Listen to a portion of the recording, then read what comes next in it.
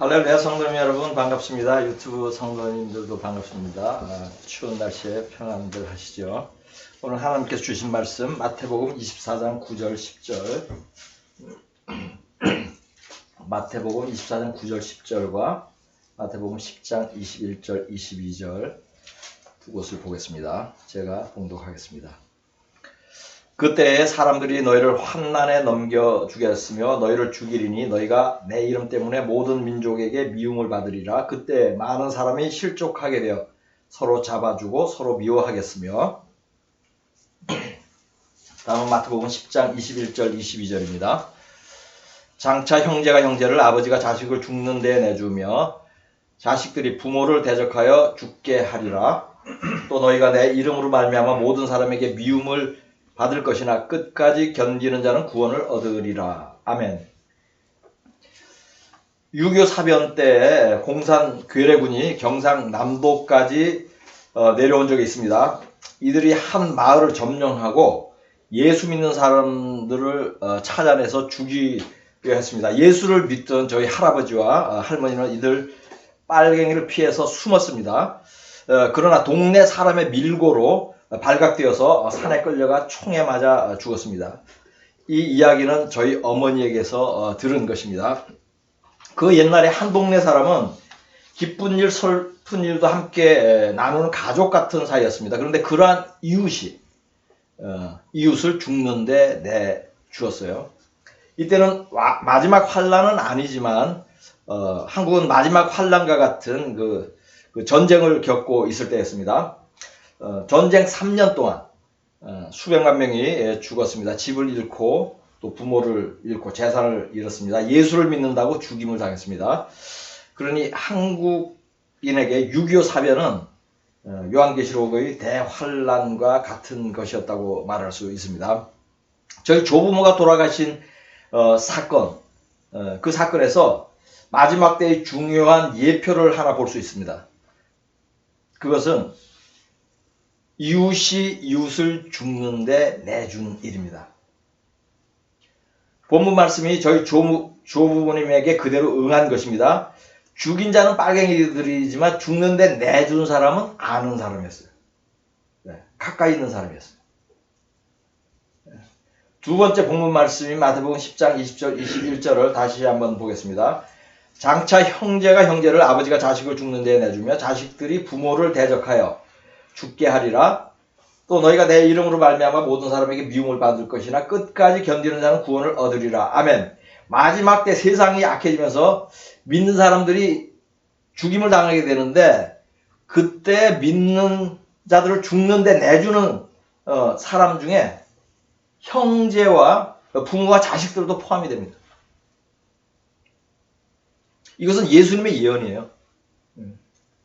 그러니 반드시 성취됩니다. 그런 일이 반드시 일어나요. 마태복음 10장 34절에서 36절까지를 보겠습니다. 내가 세상에 화평을 주러 온 줄로 생각하지 말라. 화평이 아니요 검을 주러 왔노라. 내가 온 것은 사람이 그 아버지와 딸이 어머니와 며느리가 시어머니와 불화하게 하려 함이니 사람의 원수가 자기 집안 식구리라. 아멘. 지금 이러한 그 성경 구절, 지금 본문 말씀을 포함해서 이런 구절을 보면 좀 마음이 아프죠. 어떻게 이런 일까지 설마 가족 간에 이런 일이 있을 수 있나 하지만은 실제로 일어나는 것인데 특별히 지금 마지막 때에 대해서 얘기하는 거예요. 그래서 우리가 이런 상황을 잘 극복할 수 있는 그런 이제 지혜를 모으려고 지금 좀 제가 설교를 한 것입니다. 지금 방금 이런 불화, 며느리가 시어머니와 불화하게 하려 하면이 사람의 원수가 자기 집안 식구리라. 이러한 불화는 신실한 믿음의 가족 사이에는 일어나지 않습니다. 믿지 않거나 무늬만 크리스천인 그러한 식구가 신실한 믿음을 가진 가족에게 대항함으로 생기는 일이에요. 우리 믿음 생활을 해보셔서 이 부분은 이해를 하실 수 있습니다. 성령이 없는 자는 성령 충만한 자를 싫어해요. 또 불화를 도모해요. 이것은 영적인 원리예요. 사람의 인성이나 성품과 관련된 것이 아닙니다. 예를 들어서 설명을 할게요. 미지근하게 믿음 생활을 하는 부부가 사이좋게 교회를 다녔어요. 그런데 어느 날 부인이 성령을 받고 완전히 거듭나게 되었어요. 부인의 믿음이 뜨겁게 변하잖아요. 그러면 미지근한 남편은 어떻게 되죠? 부인을 핍박하기 시작합니다. 예수를 너무 심하게 믿는다고 싫어해요. 그래서 서로 불화하게 되는 것이에요. 이것은 물과 성령으로 거듭난 사람은 대부분 겪게 되는 일인데 하나님이 주시는 시험입니다. 하나님은 가까운 사람을 통해서 이런 시험을 해요. 그 사람은 배우자일 수도 있고 부모 형제일 수도 있고 자녀일 수도 있습니다.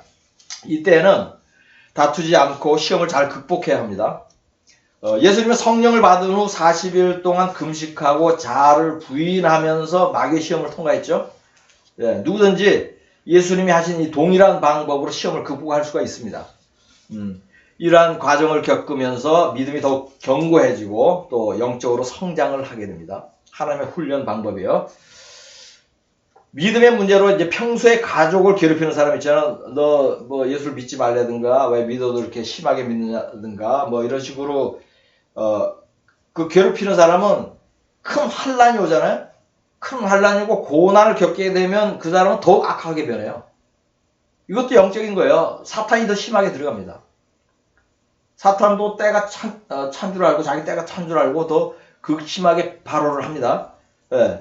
그래서 이 사람도 성령 충만하고 신실한 아내, 또 부모, 자식을 원수로까지 여기며 결국에 죽는데 내줄 수 있게도 되는 것이에요. 영적인 원리예요. 가족 간의 믿음의 차이만큼 불화하거나 불편하게 되는 것은 사실 당연한 것이에요. 믿음이 없는 가족과 신앙 문제로 아무 갈등이 없다. 그럼 그 사람의 자신의 믿음을 다시 한번 점검해야 돼요. 왜냐하면 마귀는 믿음이 적어서 구원받지 못할 사람은 건드리지 않아요. 왜냐하면 가만히 버려두어도 그 사람은 그렇게 미지근하게 믿음 생활을 하다 지옥으로 가기 때문에요. 마귀가 노리는 사람은 누구예요? 구원에 이를 만한 믿음이 있는 사람. 성령 충만한 사람. 거룩한 사람이에요. 내가 성령 충만하고 거룩하고 구원에 이를 만한 믿음이 있으면 안 믿는 가족이나 무리만 크리스찬인 가족을 이용해서 사탄이 역사를 하는 거예요. 그래서 마귀는 이러한 성령 충만한 사람, 구원에 이를 만한 사람을 구원받지 못하게 하는 것이 목적입니다. 이 목적을 달성하기 위해서 집안 식구를 사용하는 것이에요. 부모, 자식, 형제를 이용하여 괴롭히고 심지어 죽게 하는 것입니다. 이러한 영적인 원리를 다시 한번 이해하는 것이 중요하다는 것을 말씀드립니다. 마태복음 10장 34절에서 36절까지 다시 보겠습니다. 내가 세상에 화평을 주러 온 줄로 생각하지 말라. 화평이 아니요 검을 주러 왔노라. 내가 온 것은 사람이 그 아버지와 딸이 어머니와 며느리가 시어머니와 불화하게 하려 하매니 사람의 원수가 자기 집안 식구리라. 아멘. 예수님은 평강의 왕이시죠. 평강을 주러 왔어요. 그럼 그 말씀하고 배치되느냐? 그렇지가 않은 거예요. 평강을 주러 왔어요. 예수를 믿으면 평강하게 되는 거예요. 예수를 믿는 사람한테 평강을 주는 거예요. 그런데 예수를 믿지 않는 사람과는 평강하게 될 수가 없어요. 평강하면 그것이 문제예요. 내 믿음을 조금 전에 얘기했죠. 다시 한번 점검해봐야 돼요. 그래서 여기 이 말씀은 지금 서로 불화하고 원수가 되는 가족은 믿는 자와 믿지 않는 자 간에 또는 믿는 사람 중에 거듭난 사람과 거듭나지 않은 사람 간에 불화하고 원수가 된다는 의미예요. 이해가 되십니까? 그렇다면 나중에 여러분을 죽을 때다 내줄지 모르는 그런 집안 식구의 문제, 이 문제를 어떻게 다루어야 하는지 한번 상고를 해보겠습니다. 이건 지금 곧 부딪히는 문제예요. 지금 마지막 때이기 때문에. 첫째로 가족의 믿음과 영적 상태를 분별해서 전도하고 가르치고 섬겨야 됩니다. 이것이 첫째예요. 근데 둘째로 이렇게 하여도 한동안 하여도 듣지 않거나 믿음의 차이가 너무 뚜렷해지면서 이렇게 관계가 불편한 가족이 생기잖아요. 그러면 뭐예요? 그 사람을 경계를 해야 됩니다. 나중에 더 심하게 될 수 있다고 제가 말씀을 드렸죠. 경계를 해야 돼요. 근데 세 번째로, 믿음의 문제로 다소 불편한 정도가 아니라 대적하거나 이렇게 핍박하는 가족 있죠. 그런 가족도 우리 거듭난 사람들은 계속 전도하려고 그러잖아요. 그죠? 전도하려고 그러고 믿음을 안 잃게 하려고 불쌍하게 여기는데, 그게 지속적으로 이렇게 되잖아요. 그럼 그 가족은 왜 요주의 대상이에요. 요주의 대상. 마지막 때. 네. 그러니까 이러한 분별을 전제로 삶에 적용하는 지혜를 한번 모아보겠습니다. 미가야 7장 4절, 미가야 7장 4절에서 6절까지를 보겠습니다. 그들의 가장 선한 자라도 가시 같고 가장 정직한 자라도 찔레 울타리보다 더하도다. 그들의 파수꾼들의 날, 곧 그들 가운데 형벌의 날이 임하였으니 이제는 그들이 요란하리로다. 너희는 이웃을 믿지 말며 친구를 의지하지 말며 내 품에 누운 여인에게라도 내 입의 문을 지킬지어다. 아들이 아버지를 멸시하며 딸이 어머니를 대적하며 며느리가 시어머니를 대적하리니 사람의 원수가 곧 자기의 집안 사람이로다. 아멘. 이 구절은 조금 전에 우리가 살펴본 예수님이 하신 말씀하고 일맥상통하죠? 같은 말씀이에요. 이 구절의 핵심 메시지를 다시 한번 정리를 해보겠습니다. 첫째로 이 말씀은 마지막 심판의 때에 관한 것이에요. 마지막 때. 파수꾼의 날, 형벌의 날이 임했다 그러죠. 그때는 마지막 때인 거예요. 지금 우리가 그 마지막 때로 들어가고 있습니다. 두 번째, 평소에 좋게 보이던 사람도 믿지 말아야 합니다. 선한 자라도 가시 같고 정직한 자라도 찔레 울타리보다 더하다는 그런 표현은 평소에 착하게 보이던 사람 또 마지막 때에는 어떻게 되는가? 악하게 변한다는 것이에요. 왜? 믿음이 없으면. 믿음이 있어도 거듭나지 않은 믿음. 그런 사람은 선하게 보여도 나중에 악하게 변한다는 거예요. 세 번째로 이웃, 친구, 이웃이나 친구나 또 배우자까지도 믿지 말고 의지하지 말래요. 그리고 뭐예요? 비밀을 말하지도 말래요. 네 번째, 아들, 딸. 잘 보세요. 아들, 딸, 며느리가 원수처럼 대적할 수 있음을 알고 있어야 합니다. 그렇게 우리 자식이 뭐 믿음 없고 그래도 그렇게 하겠어? 그거 아니라는 걸 지금 가르치는 거예요.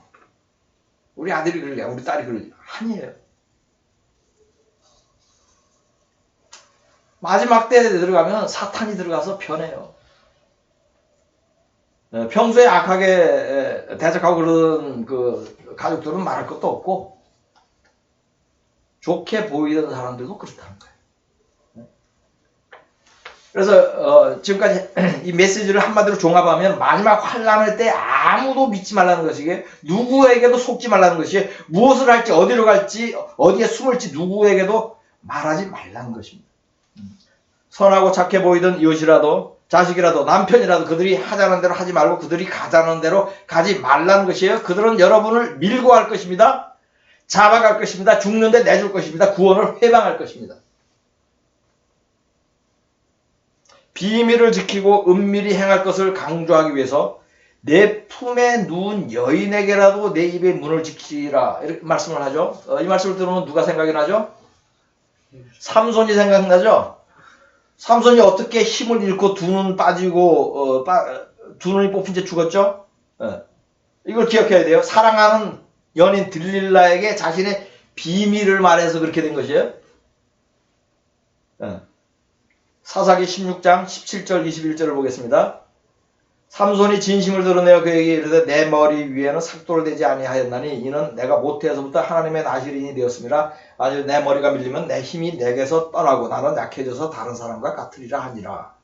블레셋 사람들이 그를 붙잡아 그의 눈을 빼고 끌고 가사에 내려가 놋줄로 매고 그에게 옥에서 맷돌을 돌리게 하였더라. 아멘. 마지막 때에 삼손처럼 어리석게 되지 않아야 합니다. 그 누구도 믿지 말고, 선한 자도 믿지 말고, 정직한 자도 믿지 말고, 가족 혈육도 믿지 말고, 사랑하는 연인도 믿지 말고, 오직 예수만 믿고 성경만 믿고 한 성령 안에 있는 믿음의 형제만 믿어야 합니다.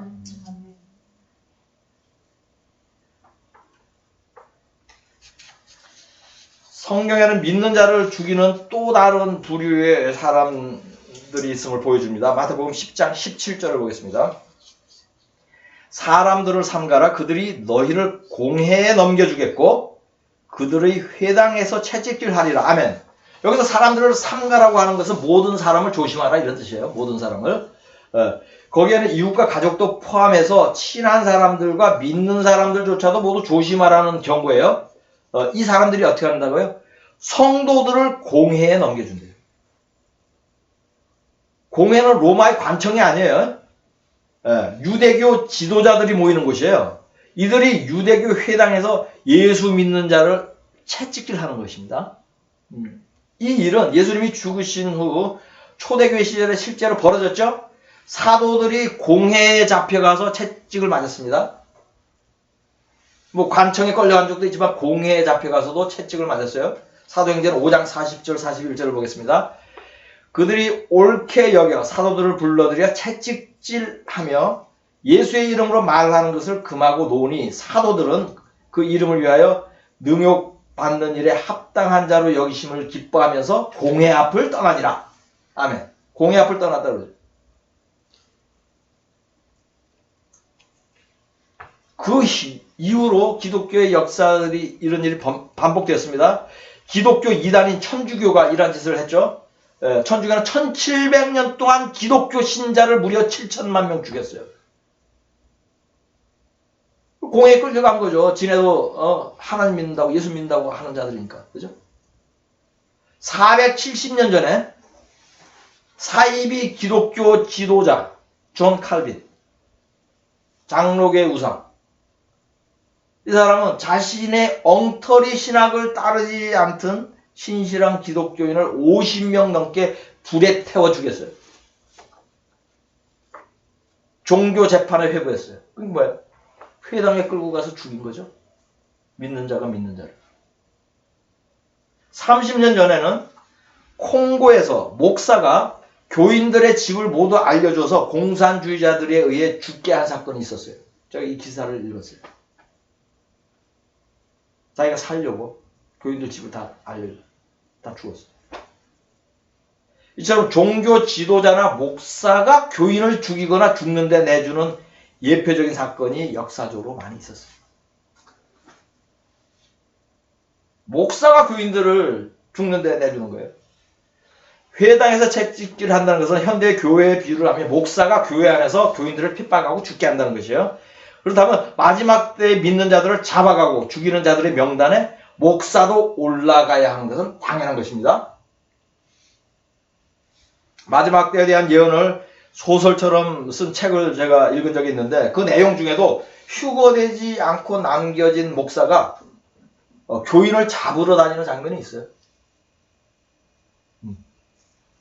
수개월 전에 제가 거짓 목사가 얼마나 악한지에 대해서 설교를 한 적이 있습니다. 이들은 세리보다, 창녀보다, 강도보다, 살인범보다 더 악한 자들이라는 그런 말씀을 했었어요.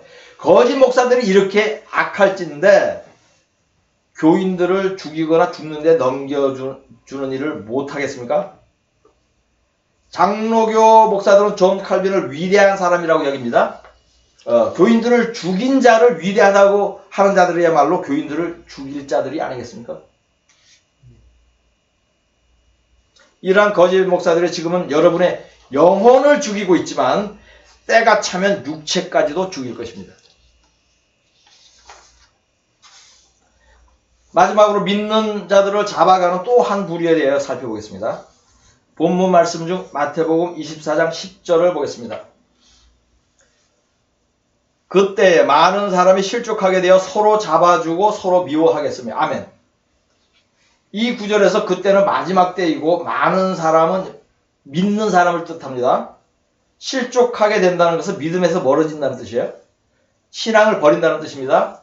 서로 잡아주는 것은 잡아서 죽는데 넘긴다는 뜻이에요. 넘어질까봐 잡아준다는 뜻이 아니에요. 왜냐면 한글로는 좀 애매하게 돼 있어서 제가 설명해 드립니다.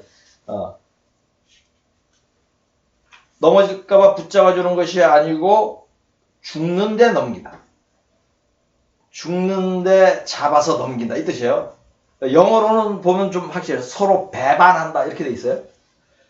다시 설명을 마지막 때에는 믿는 자들 간에 배반하고 미워하여 서로를 잡아가고 죽는데 넘기는 일이 벌어진다는 것이요. 믿는 자가 믿는 자를 고발하고 끌고 가는 일은 어디에서 일어나겠습니까? 길에서 일어납니까? 일터에서 일어납니까? 시장에서 일어납니까? 믿는 자들이 모이는 곳에서 일어나겠죠? 교회 안에서. 마지막 때에 교회 안에서 미혹된 교인들이 구원받은 극소수의 성도들을 잡아가는 일이 벌어지는 것이에요.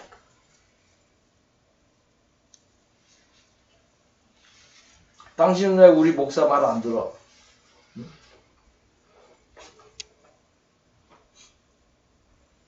이거 베리치 받아도 된다니까? 당신은 난 왜 안 받아? 고발하는 거예요. 교인. 백신, 코로나 백신 있죠? 그거 되게 영적인 겁니다. 거기에 어떻게 반응하는가가. 그거 받으라고 한 목사들 있잖아요. 그건 뭐 볼 것도 없어요.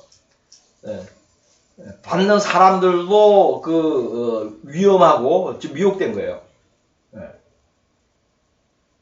제가 외국에서 예루살렘에서도 많은 사람 만나요. 신이시라는 사람은 100% 안 받았어요. 그게 사탄의 계획인지 다 알아요. 근데 뭐예요? 마지막 때에 뭐예요?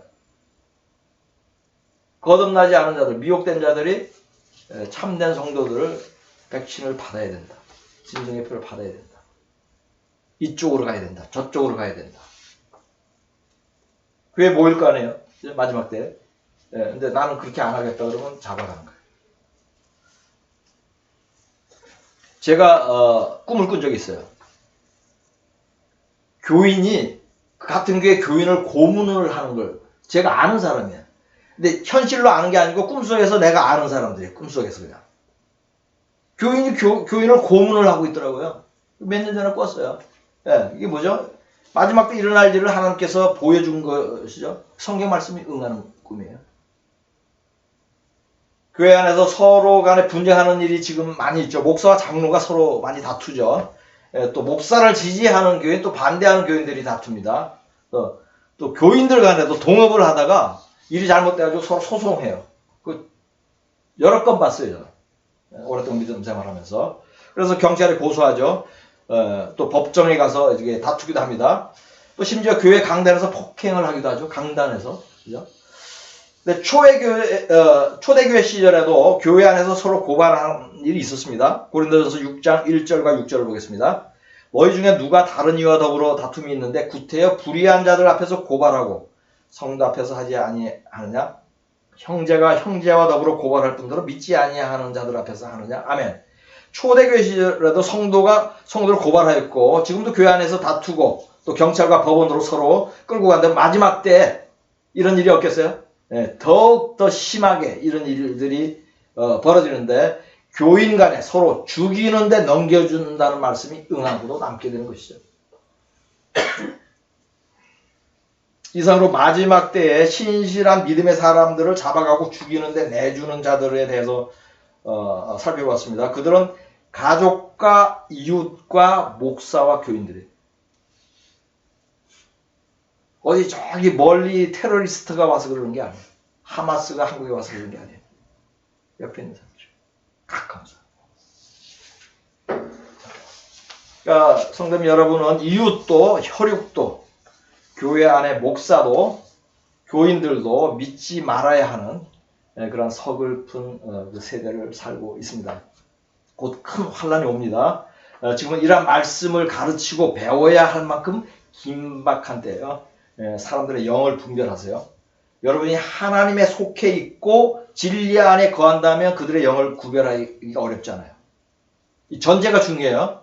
하나님께 속해 있고 내가 진리 안에 거하면은 사람들의 영이 잘못되었는지 바르게 된 영인지 그리스도 안에 있는 영인지 구별할 수가 있다는 얘기예요. 그 방법이 아주 간단해요. 여러분의 말을 듣는지 여부로 판단할 수 있어요. 성경이 말씀하시죠. 요한일서 4장 6절. 우리는 하나님께 속하였으니 하나님을 아는 자는 우리의 말을 듣고 하나님께 속하지 아니한 자는 우리의 말을 듣지 아니하나니 진리의 영과 미혹의 영을 이로써 아느니라. 아멘. 그러니까 우리 구원받은 성도들, 지금 구원의 길을 잘 가고 있는 거룩한 성도들은 가족이든 이웃이든 누구에게 전도를 하고 또 뭐 잘못 믿고 있는 사람한테 구원하고 얘기를 한단 말이에요. 이런저런 얘기를 전도도 하고 그럴 때 말을 듣잖아요. 그 사람은 하나님께 속한 자예요. 근데 말을 안 듣는 경우를 더 많이 경험하죠. 여러분 지금 전도하면서 하나님께 속한 자가 아니에요. 교회를 다닌다고 해도 구별하기 쉽죠. 내가 진리 안에만 거하면은 여러분 믿음 생활과 관련한 여러분의 권면을 듣는지 여러분이 은혜를 받은 설교를 들으라고 권할 때에 그 말을 듣는지 들었다면 은혜를 받았는지 여부로서 그들의 영을 분별할 수 있는 것이에요. 이것을 할 수 있는 또 간단한 수단이 있죠. 저희는 제 유튜브 설교와 책들을 그분들한테 권해가지고 영들을 분별하는 도구로 사용해도 좋을 것입니다. 본문 말씀으로 설교를 마치겠습니다. 그때 사람들이 너희를 환난에 넘겨주겠으며 너희를 죽이리니 너희가 내 이름 때문에 모든 민족에게 미움을 받으리라. 그때 많은 사람이 실족하게 되어 서로 잡아주고 서로 미워하겠으며 장차 형제가 형제를 아버지가 자식을 죽는 데에 내주며 자식들이 부모를 대적하여 죽게 하리라. 또 너희가 내 이름으로 말미암아 모든 사람에게 미움을 받을 것이나 끝까지 견디는 자는 구원을 얻으리라. 아멘.